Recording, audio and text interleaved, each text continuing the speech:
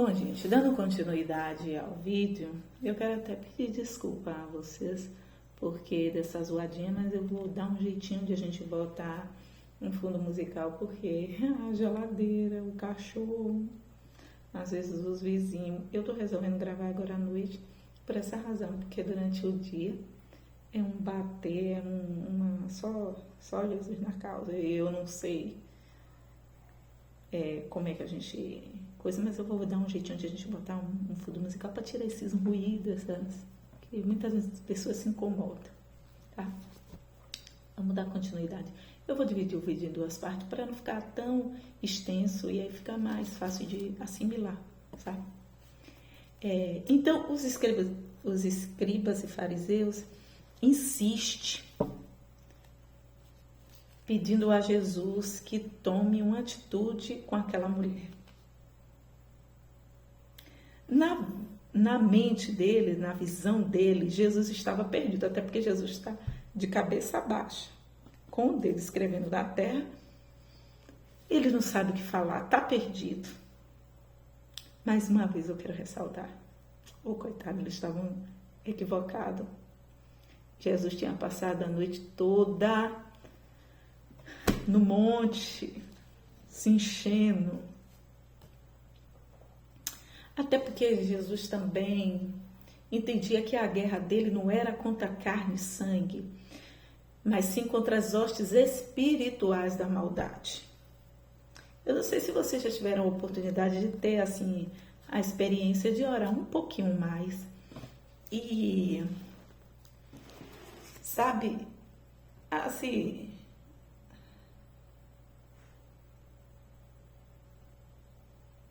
quando você ora um pouquinho mais, vem umas coisas assim para ti e que te incomoda. Aprendi isso com Jesus. Enquanto todo mundo está desesperado, você está tranquilo. Enquanto todo mundo murmura, você louva. E aí muita gente pergunta assim, nossa, parece que não é desse mundo. Nada disso. Aprendi com Jesus. As aflições vêm, o medo, vem sim as preocupações, mas desespero, não. Jesus, ele tem o controle da situação, entendeu? Qual era a intenção deles? Era para ser justo, punindo a mulher pelo seu pecado, pelo seu erro? Não. O intuito mesmo era colocar Jesus numa cilada. Observe bem. Se Jesus dissesse assim, apedreja ela, não. Se Jesus fosse contra o apedrejamento daquela mulher, aí Jesus estava indo contra a lei de Moisés. Aí ele se aproveitava e dizia assim, está indo contra a lei que Deus deu a Moisés. Aí Jesus estava perdido. Se Jesus dissesse, apedreja a mulher, Jesus também estaria numa situação difícil. Por quê? Jerusalém nessa época estava sob o domínio de Roma. Então, as leis romanas não permitiam ninguém apedrejar sem primeiro passar por um julgamento. Então, se Jesus mandasse apedrejar a mulher naquele exato momento, Jesus estaria indo contra as leis. Então, era como se eles achassem que Jesus estava perdido. Não pode ser contra a lei judaica e nem pode ser contra a lei romana. Então, assim, que situação. Só quem vai para o monte é que tem discernimento para tomar uma atitude certa. Eu quero dizer a você que, ainda que pareça sem saída, algumas situações sem saída, ainda que a resposta não venha, ainda que tudo pareça perdido, eu quero dizer a você que só o ato de você ficar calado, em silêncio, isso é tudo. Mas vamos voltar para o texto? A insistência levou Jesus a tomar uma atitude. E ele disse uma frasezinha assim, ó. Quem não tiver nenhum pecado, seja o primeiro a atirar a pedra. Ó, eu não creio que a consciência deles despertaram para o seu estado espiritual. Até porque se eles agissem assim, eles correriam para os braços de Jesus. Não. Mas o medo de ser apedrejado. Até porque eu acho que ele imaginou, gente, o homem é muito inteligente. O homem verdadeiramente é filho de Deus. Não tem como ser páreo a ele. Então, o que acontece? Quando eles viram que a situação espiritual dele era pior, moral, do que a da mulher, disse, é melhor a gente sair daqui, porque se esse homem resolver falar quem somos nós, estamos perdidos. Então, de imediato, eles botam a pedra no chão e, ó, dão no pé. Misericórdia. Ainda que eles quisessem questionar, a própria lei cobriria Jesus, sabia? Porque a partir do momento que eles dissessem assim, eu não tenho pecado, misericórdia. Então, assim, Jesus, gente, Jesus tinha tudo para armar uma cilada para os fariseus e escribas, mas Jesus não agia assim. É isso que eu acho lindo de Jesus, é quem ele era, o poder que ele tinha tudo para colocar seus inimigos debaixo dos seus pés e esmagá-lo. Mas ele, o amor, a compaixão, a misericórdia dele era tão grande que ele, assim, ele se utilizava das palavras, dos seus gestos, da sua maneira, para provar para os seus acusadores, para os seus inimigos, que ele não estava ali com o intuito de concorrer com ninguém. Ele estava ali para fazer simplesmente a vontade do Pai, sabe? Eita, glória a Jesus. Mas a mente cauterizada, misericórdia. Enquanto a intenção deles era má e perversa, a de Jesus era assim, ó, arrependam-se. Eu estou aqui para mostrar a vocês que a atitude de vocês é errada, mas nem tudo está perdido. Vocês podem mudar, sabe? A mulher pecou, sim. Era para ser apedrejada, sim. Mas o que eu acho interessante, Jesus a salvou por um fio.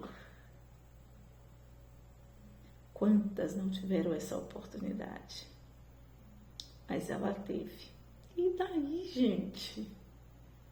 Olha, tem certas coisas que só o céu, gente, é que vai revelar. Não tem explicação. Por que aquela mulher? Porque Jesus quis. Pronto, acabou. É Jesus que quer e acabou. Acabou. Quem sabe tu tá por um fio.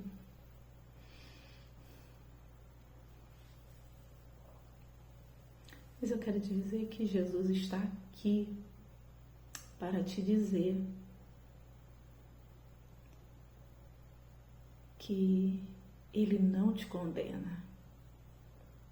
Observe que Jesus não foi como os escribas e fariseus. Os escribas e fariseus pegaram a mulher, colocaram bem no meio, que eles gostam disso, de chamar a atenção de todo mundo, para mostrar o erro e o pecado das pessoas.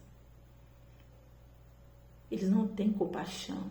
Quando eu falo a questão da atitude dos fariseus, é porque a intenção deles não era verdadeira, não era punir a mulher pelo seu erro. Se fosse justa aquela atitude deles para manter a santidade, a ordem, tudo bem, mas não era. A intenção dele era botar Jesus em apuro, porque Jesus estava se destacando, entendeu?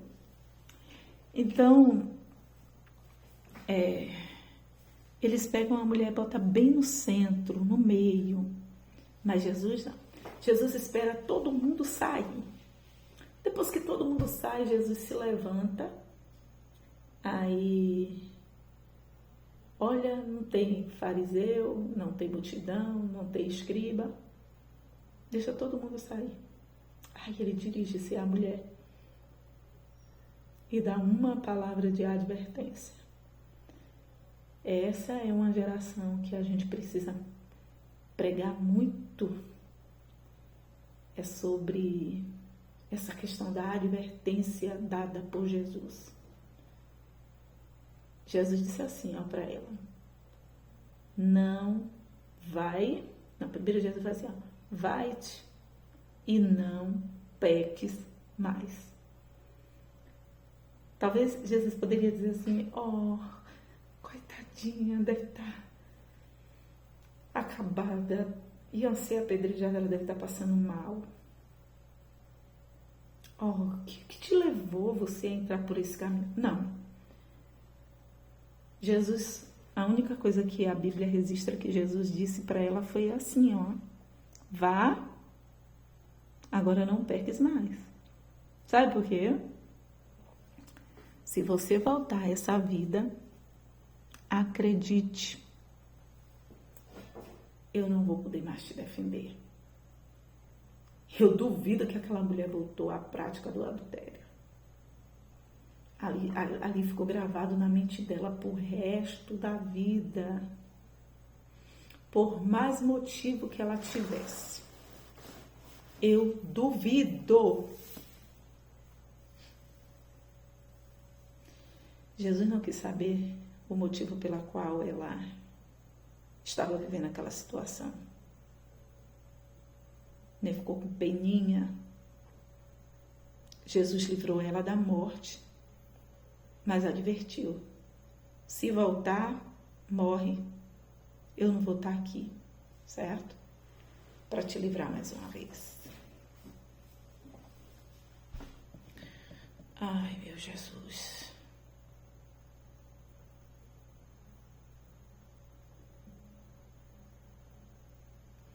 É essa mensagem que eu acho que essa geração precisa ouvir. Deus é bom, Ele salva, Ele perdoa. Mas todo pecado, gente, tem uma consequência. E acredite, é uma consequência que não vale a pena.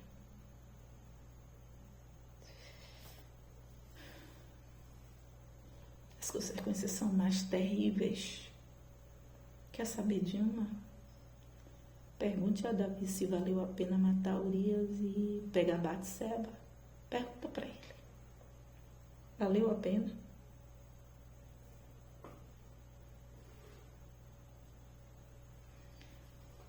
Então você vai dizer misericórdia. Estou perdido. Não.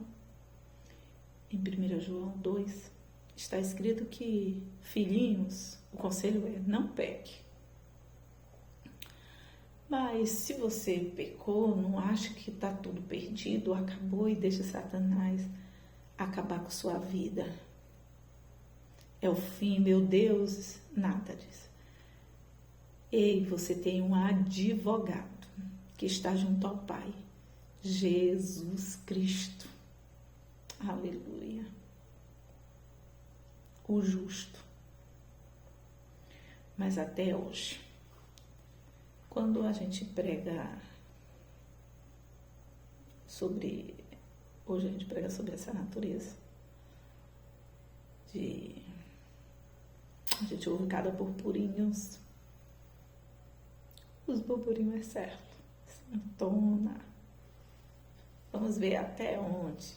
Quando a gente vê essas coisas aí, tem alguma coisa escondida. Isso é sinal que tem algum pecado. Quando você vê alguém batendo na igreja, muita santidade, sabe? Isso é alguém que está querendo se livrar. O fato de muitos estarem em pecado e ainda assim pregar sobre santidade, isso é um problema de cada um. Cada um vai prestar conta diante de Deus. Mas por essa razão o pecado tem pintado e bordado. Mas isso é responsabilidade do próprio Deus. Deus não me constituiu como juiz. É o próprio Deus que vai tirá-lo do meio dos santos. O ímpio não permanecerá na congregação do justo. Hoje é muito difícil você pregar contra o pecado, arrependimento. As pessoas estão tão fragilizadas que quando ouve isso, eu estou morrendo, não aguento ouvir isso. As pessoas só querem ouvir que Deus perdoa, mas não quer ouvir que é melhor não pecar para não pagar as consequências. Porque independente se você ouve ou não ouve, se você pecou, se eu pecar, se eu peco, ei, Jesus vai tratar comigo. Ele vai perdoar? Vai, claro. Um arrependimento verdadeiro, Jesus perdoa, seja lá qual pecado for. Não existe, um pecadinho, um pecadão, meio pecado, não. Deus perdoa qualquer pecado. Porém, nas consequências de cada pecado cometido, você vai ter as consequências. E se você tem costa larga para suportar, siga em frente. Mas quer um conselho? Fuja. Jesus está falando comigo também. Fuja como José fez. E você não vai se arrepender.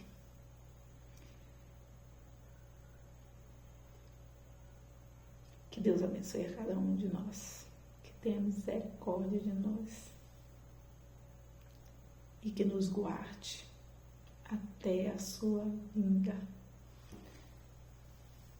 Terça-feira que vem tem mais.